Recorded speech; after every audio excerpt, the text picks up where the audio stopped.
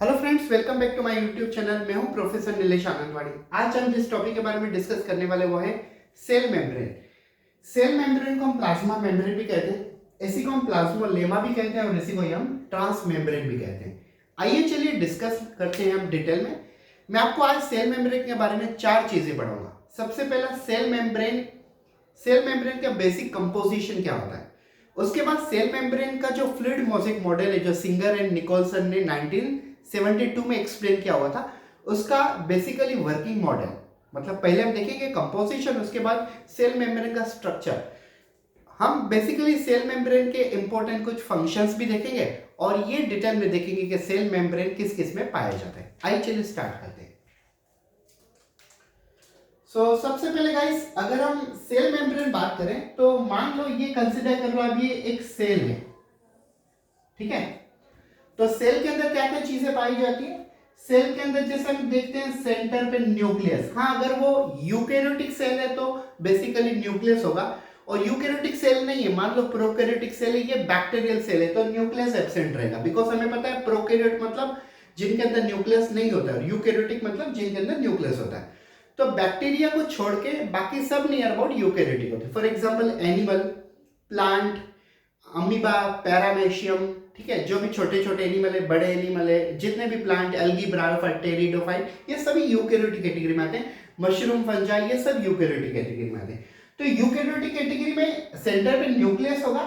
उसके बाद देखो हमने देखा हुआ है ये क्या होता है, ये होता है ये क्या होता है, ये बेसिकली जैसे हम देखते हैं ये स्ट्रक्चर अगर इलोंगेट करें तो वैसे बड़ा स्ट्रक्चर बन जाता है, जैसे हम कहते हैं ईआर। ईआर का मतलब क्या होता है, एंडोप्लाज्मिक रेटिकुलम। उसके बाद हम देखते हैं डबल मेम्ब्रेनस स्ट्रक्चर होता है माइटोकॉन्ड्रिया, ठीक है। और वैसे ही अगर प्लांट सेल रही तो उनके अंदर क्या होता है, इनके अंदर क्लोरोप्लास्ट होता है। मैं आपको ये डिटेल में ये लेके नहीं जा रहा हूं बिकॉज हमारा आज का टॉपिक का बेसिकली एम ये इन चीजों को डिस्कस करना है ही नहीं। हमारा आज का टॉपिक डिस्कस करना है सेल मेम्ब्रेन के बारे में, ठीक है ना। हमारा जो टॉपिक है आज सेल मेम्ब्रेन डिस्कस करना है। तो गाइस, हम जैसे कोई भी चीजें खाते हैं, फॉर एग्जांपल हम कोई भी वर्किंग करने के लिए एनर्जी की जरूरत होती है। फॉर एग्जांपल अभी मैं आपके सामने लेक्चर डिलीवर कर रहा हूं और आप लेक्चर सुन भी रहे हो, तो मुझे लेक्चर डिलीवर करने के लिए भी एनर्जी चाहिए और आपको लेक्चर को समझने के लिए भी एनर्जी की जरूरत चाहिए। तो मतलब कोई भी चीज को करने के लिए हमें एनर्जी चाहिए।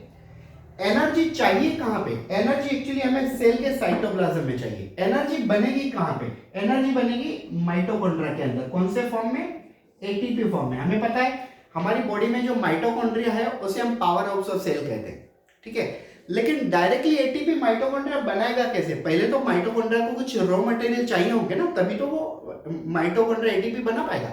तो रॉ मटेरियल मतलब क्या, फॉर एग्जांपल कोई भी हम मीठी चीजें खाते हैं, फॉर एग्जाम्पल चॉकलेट कह लो, या तो शुगर कह लो, या तो कोई सिरप कह लो, कोल्ड ड्रिंक कह लो, कोई भी हम मीठी चीजें खाते हैं। फॉर एग्जाम्पल हम राइस खाते हैं, या तो व्हीट की चपाती खाते हैं, ब्रेड खाते हैं। जो भी चीज हम खाते हैं वो चीज जाती है सेल के अंदर और स्पेशली जाती है माइटोकॉन्ड्रिया के अंदर, वहां पे जाके एनर्जी तैयार होती है जिसे हम एटीपी बोलते हैं। तो माइटोकॉन्ड्रिया तक उस चीज को लेके जाने के लिए हमें कैसे क्रॉस करना पड़ेगा, हमें क्रॉस करवाना पड़ेगा सेल मेम्ब्रेन के थ्रू। तो हमें ये जानना है आज के लेक्चर में कि सेल मेम्ब्रेन क्या है और कैसे ये वर्किंग करता है, इसका कंपोजिशन क्या है। तो सबसे पहले मैं आपको सेल मेम्ब्रेन का कंपोजिशन बताता हूं, ठीक है। आइए देखिए cell membrane how it is composed. Cell membrane is mainly composed by the three important things, and these three important things are, first one is lipid. Cell membrane के अंदर around 40% lipid पाया जाता है, 40% के करीब करीब लिपिड पाया जाता है, ठीक है, 40%। और इस लिपिड में कौन कौन से टाइप होते हैं, तो लिपिड में मेनली 2 टाइप होते हैं। एक होता है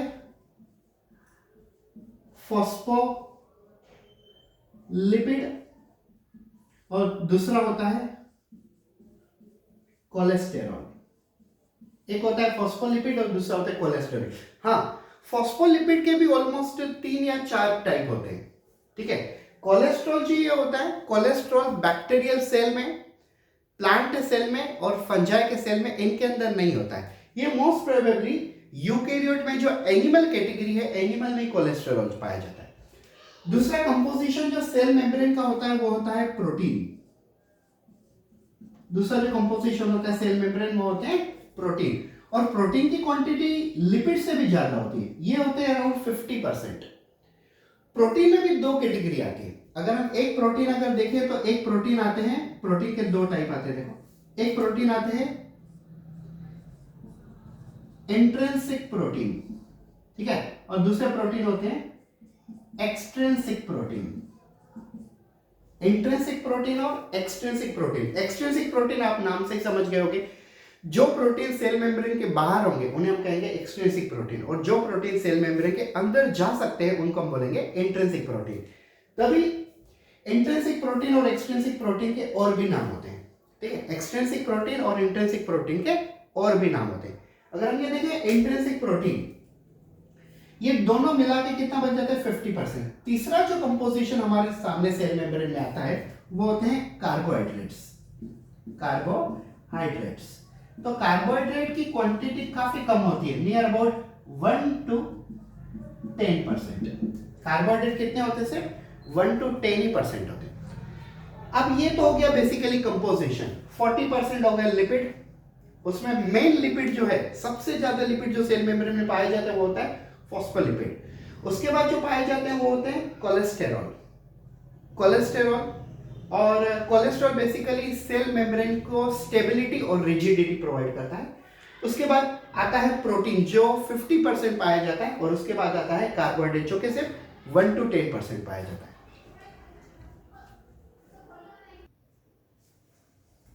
तो गाइस ये तो बेसिकली बातें होगी कंपोजिशन के बारे में। अब हम मेनली चलते हैं स्ट्रक्चर क्या है लिपिड का। तो आई मीन टू से मेम्ब्रेन का, प्लाज्मा मेम्ब्रेन का स्ट्रक्चर कैसा होता है। तो गाइस सबसे पहले देखिए, प्लाज्मा मेम्ब्रेन जो होता है वो बायलेयर होता है, और ये दो लेयर होती है, दोनों लेयर लिपिड और फॉस्फेट से बनी होती है, इसके लिए हम इसे बोलते हैं बायलेयर या तो फॉस्फोलिपिड बायलेयर। ये देखिए बेसिक स्ट्रक्चर इसका। मैं काफी बड़ा स्ट्रक्चर ड्रॉ नहीं करूंगा बिकॉज मुझे एक ही बोर्ड के ऊपर कुछ रफ नहीं करना है, सब आपको डिटेल में समझाना है। ये देखिए ये है फॉस्फोलिपिड बायलेयर, ठीक है। अब ये फॉस्फोलिपिड बायलेयर के ये क्या बन जाते हैं, ये हेड रीजन बन जाते हैं। ये क्या बन जाते हैं? Head region. और एक हेड रीजन को दो टेल होती है। ये टेल कैसी होती है और हेड रीजन क्या होता है मैं आपको डिटेल में बता रहा हूं। Just let me draw the structure.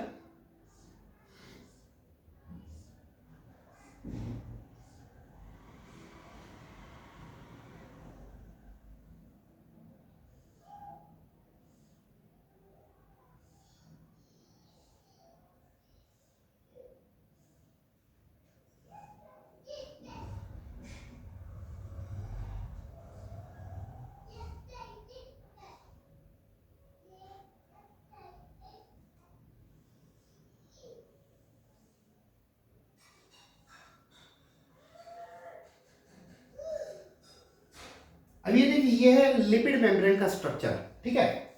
Plasma membrane ये दो लेयर से बनी हुई है, और इस दो लेयर को हम बोलते हैं फॉस्फोलिपिड बायलेयर। अब इसका नाम ऐसा क्यों है फॉस्फोलिपिड बायलेयर? ये देखिए ये जो स्ट्रक्चर है ये दो चीजों से बना हुआ है, एक चीज है फॉस्फेट और दूसरा है लिपिड। इसके लिए उसको नाम दिया हुआ है फॉस्फोलिपिड, और बायलेयर नाम क्यों दिया हुआ है? बिकॉज ये दो लेयर है, इसके लिए इनका नाम दिया हुआ है फॉस्फोलिपिड बायलेयर। अब आप ये समझ लीजिए फॉस्फोलिपिड बायलेयर में ये जो रीजन होता है, इस रीजन को हम कहते हैं, इस रीजन को हम कहते हैं हेड रीजन। क्या होता है ये होता है हेड रीजन। और ये होते हैं टेल। कितने टेल होते हैं? दो टेल होते हैं। फॉस्फोलिपिड बायलेयर में जो ऊपर वाली लेयर होती है उसमें एक हेड रीजन होता है और दो टेल होती है। मतलब मान लो ऐसे अगर 1000 है तो 1000 हेड को 2000 टेल होंगी, और ऐसे ही नीचे भी 1000 हेड को 2000 टेल होगी। अब कुछ इंपॉर्टेंट चीजें समझ लीजिए। ये हेड रीजन जो होते हैं ये होते हैं हाइड्रोफिलिक। ये क्या होते हैं? हाइड्रोफिलिक। हाइड्रो का मतलब होता है वाटर, और फिलिक का मतलब होता है अट्रैक्शन। हाइड्रो का मतलब होता है, जस्ट अ मिनट मेरा बच्चा आ गया, सॉरी गाइस, मेरा 3 साल का बच्चा है छोटा, वो बीच में डिस्टर्ब कर रहा था, सॉरी फॉर दैट। तो देखिए जो सेल मेम्ब्रेन का स्ट्रक्चर, इसमें दो लेयर ये फॉस्फोलिपिड से बनी हुई है। ऊपर का जो ये होता है उसे हम बोलते हैं हेड रीजन। हेड रीजन कभी भी हाइड्रोफिलिक होता है। अब आप एक चीज समझ लो, फिलिक का मतलब होता है अट्रैक्शन, ठीक है, फिलिक का मतलब होता है अट्रैक्शन, और ये क्या है, हाइड्रोफिलिक। हाइड्रोफिलिक का मतलब ये वाटर को अपने तरफ खींचती है। और ये जो टेल रीजन होते हैं ये होते हैं हाइड्रोफोबिक। ये क्या होते हैं, ये होते हैं हाइड्रोफोबिक। तो हाइड्रो का मतलब होता है वाटर और फोबिक का मतलब होता है रिट्रैक्शन। मतलब हेड रीजन जो है वो पानी को अपने तरफ खींचते हैं और जो टेल रीजन जो है वो पानी को अपने से दूर फेंकते हैं। तो ये दो चीजें हो गई। Head region will attract water towards it but tail region will throw the water away from it. Tail region पानी को दूर फेंकेंगे और हेड रीजन पानी को अपने तरफ खींचेंगे। अब ये बेसिक सा स्ट्रक्चर हो गया, ठीक है। अब इस बेसिक स्ट्रक्चर में हमें ये देखना है ये जो कंपोजिशन है ये क्या वेरी करती है। इसमें देखो ये जो लिपिड है फॉस्फोलिपिड, लिपिड में मेनली जो कंपोनेंट है वो फॉस्फोलिपिड ही है। अब ये फॉस्फोलिपिड कहां पाया जाता है, तो फॉस्फोलिपिड ऊपर की तरफ भी पाया जाता है, नीचे की तरफ भी पाया जाता है, और वैसे ही कोलेस्ट्रॉल भी ऊपर और नीचे की तरफ भी पाया जाता है। इसमें मेन जो चीज है वो है प्रोटीन। तो प्रोटीन के कितने टाइप मैंने बताया, प्रोटीन के दो टाइप बता देखो। पहला जो प्रोटीन है उसे हम बोलते हैं इंट्रिंसिक प्रोटीन, दूसरा जो प्रोटीन होता है एक्सट्रिंसिक प्रोटीन। मैं आपको और डिटेल में बताता हूं। ये जो इंट्रिंसिक प्रोटीन है, इंट्रिंसिक प्रोटीन है, उससे हम इंटीग्रल प्रोटीन के नाम से भी जानते हैं। कौन सा, इंटीग्रल प्रोटीन, बिकॉज ये मेम्ब्रेन के अंदर तक जा सकता है। और ये जो एक्सट्रिंसिक प्रोटीन है, एक्सट्रिंसिक प्रोटीन है, उसे हम पेरीफेरल प्रोटीन भी कहते हैं। क्या कहते हैं, पेरीफेरल प्रोटीन। अब सिंपली आपने कभी ये शब्द सुना होगा पेरीफेरी। पेरीफेरी का मतलब होता है बाहर की तरफ। तो जो प्रोटीन बाहर की तरफ होते हैं उसे हम बोलेंगे पेरीफेरल प्रोटीन, और जो प्रोटीन अंदर की तरफ होते हैं उसे हम बोलते हैं इंटीग्रल प्रोटीन या तो इंट्रिंसिक प्रोटीन। अब ये जो इंट्रिंसिक प्रोटीन है या तो इंटीग्रल प्रोटीन है, इसमें भी दो टाइप होते हैं। एक होता है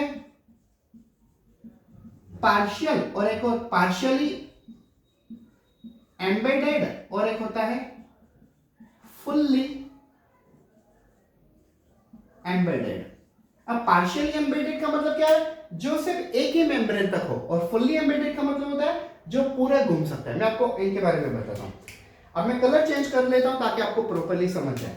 देखो अब मैं ब्लू कलर से आपको कुछ चीजें समझाता हूं। ये देखिए, ये है हेड रीजन, ये है टेल, ये है हेड रीजन, ये भी हेड रीजन, ये ऊपर वाली लेयर है, ठीक है। This one is upper layer, this one is upper layer of a plasma membrane and this one is the lower layer of plasma membrane। ये ऊपर की तरफ है मतलब ये सेल मेम्ब्रेन की बाहर की तरफ है, ये अंदर की तरफ है मतलब अंदर की तरफ है, मतलब किसकी तरफ है, ये साइटोप्लाज्म मतलब साइटोसोल की तरफ है।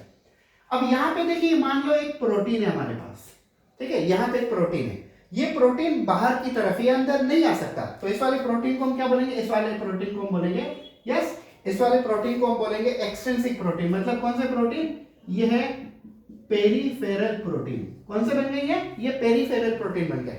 और जो प्रोटीन अंदर की तरफ आ सकते हैं उन्हें हम क्या बोलेंगे, उसे हम बोलेंगे इंटीग्रल प्रोटीन। जो प्रोटीन अंदर की तरफ जा सकते हैं उसे हम बोलेंगे इंटीग्रल प्रोटीन, और जो प्रोटीन से बाहर ही रहते हैं उसे हम बोलेंगे पेरीफेरल प्रोटीन। अब एक इंपॉर्टेंट चीज ये समझने जैसी ये है, इंटीग्रल प्रोटीन में भी दो हैं, एक है पार्शियली एम्बेडेड, एक है फुल्ली एम्बेडेड। पार्शियली एम्बेडेड मतलब देखो ये प्रोटीन सिर्फ एक ही मेम्ब्रेन मतलब एक ही लेयर में जा सकता है, या तो ऊपर वाली लेयर में जाएगा या तो नीचे वाली लेयर में जाएगा, तो इसे हम बोलेंगे पार्शियली एम्बेडेड। और कुछ मेम्ब्रेन प्रोटीन ऐसे होते हैं जो पूरे एक मेम्ब्रेन से मतलब एक लेयर से दूसरी लेयर तक जा सकते हैं, उसे हम क्या बोलेंगे, फुल्ली एम्बेडेड। मतलब पूरा एक मेम्ब्रेन से दूसरे मेम्ब्रेन तक जा सकते हैं। और इनका आप यकीन नहीं करोगे सबसे ज्यादा इनका यूज होता है। क्यों यूज होता है मैं आपको बताता हूं। मैंने आपको पहले ही कहा कि सेल के अंदर हमें कोई भी चीजों को अंदर लेके आने के लिए प्लाज्मा मेम्ब्रेन को होके गुजरना पड़ता है, मतलब प्लाज्मा मेम्ब्रेन को क्रॉस करके अंदर आना पड़ता है। तो प्लाज्मा मेम्ब्रेन को क्रॉस करके आएंगे तो ऑब्वियसली जो चीज यहां से पास होगी अगर उसमें थोड़ा भी वाटर होगा तो ये नहीं आ पाएगी।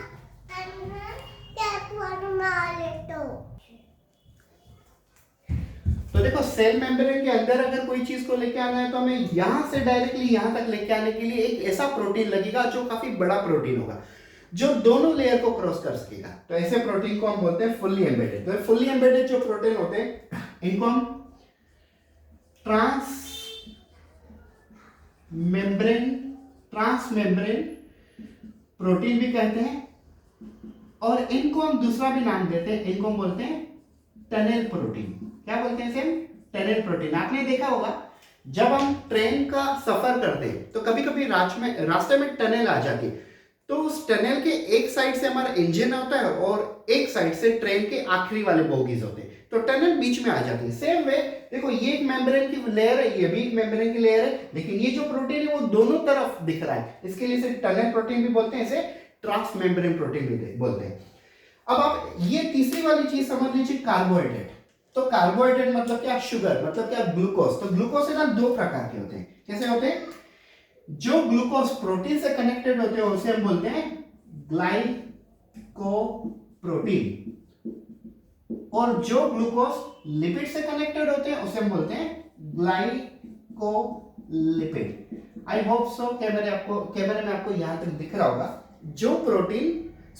जो ग्लूकोज प्रोटीन से अटैच्ड है उसे हम बोलते हैं ग्लाइकोप्रोटीन्स, और जो ग्लूकोज लिपिड से अटैच है उसे बोलते हैं ग्लाइकोलिपिड। अब मैं आपको यहां पे बता रहा हूं, अब समझ लीजिए यहां पे लिपिड है, ठीक है।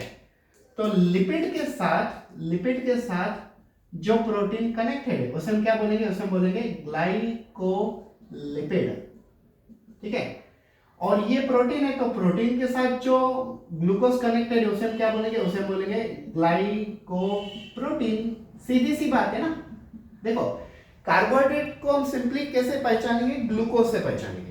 तो जो ग्लूकोज लिपिड के साथ अटैच है मेम्ब्रेन में उसे हम बोलेंगे ग्लाइकोलिपिड, और जो ग्लूकोज मतलब जो कार्बोहाइड्रेट प्रोटीन के साथ अटैच है उसे हम बोलेंगे ग्लाइकोप्रोटीन। चलो, ये तो हमने देख लिया, कंपोजिशन में देख लिया, स्ट्रक्चर भी देख लिया।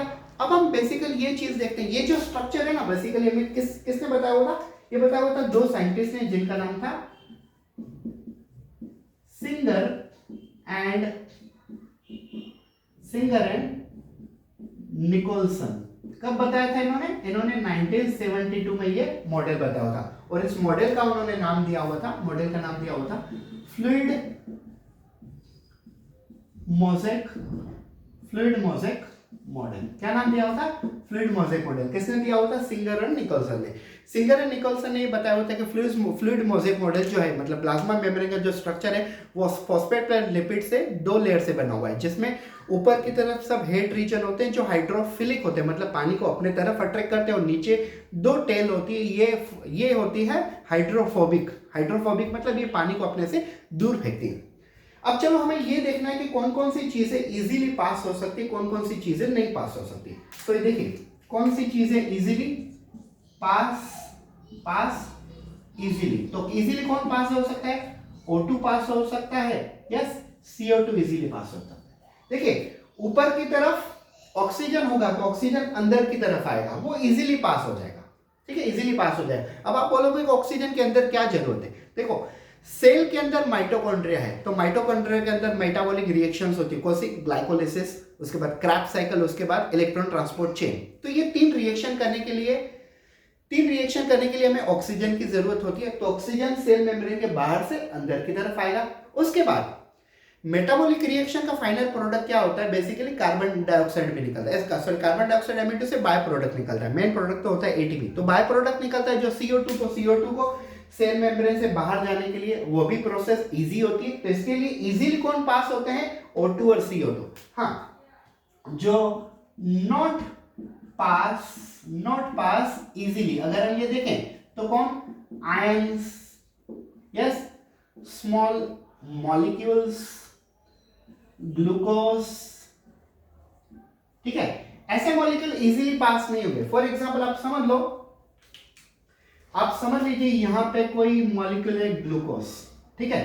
तो ग्लूकोज को अगर हमें नीचे की तरफ साइटोप्लाज्म की तरफ लेके आना है तो वो इजीली पास नहीं हुए, हमें कुछ प्रोटीन की मदद लगेगी जो उनको अपने तरफ खींचेंगे। फॉर एग्जांपल मैं आपको बता रहा हूं, मैं यहां पे खड़ा हूं, ठीक है, और नीचे एक बंदा खड़ा हुआ है। अगर मुझे उसे ऊपर की तरफ खींचना है, अगर मुझे एक बंदे को ऊपर की तरफ खींचना है, वो खुद नहीं आ पा रहा है, तो मैं क्या करूंगा, उसकी तरफ हाथ बढ़ाऊंगा और अपने हाथ से उसे खींच लूंगा। तो मैं कौन हूं, मैं उसको सपोर्ट कर रहा हूं ना, तो मैं कौन हूं, मैं हूं कैरियर। तो ऐसे प्रोटीन जो मॉलिक्यूल को मेम्ब्रेन के एक तरफ से दूसरी तरफ खींच रहे हैं, उसे हम बोलते हैं कैरियर प्रोटीन। और कैरियर प्रोटीन कौन होते हैं, ये सब प्रोटीन होते हैं।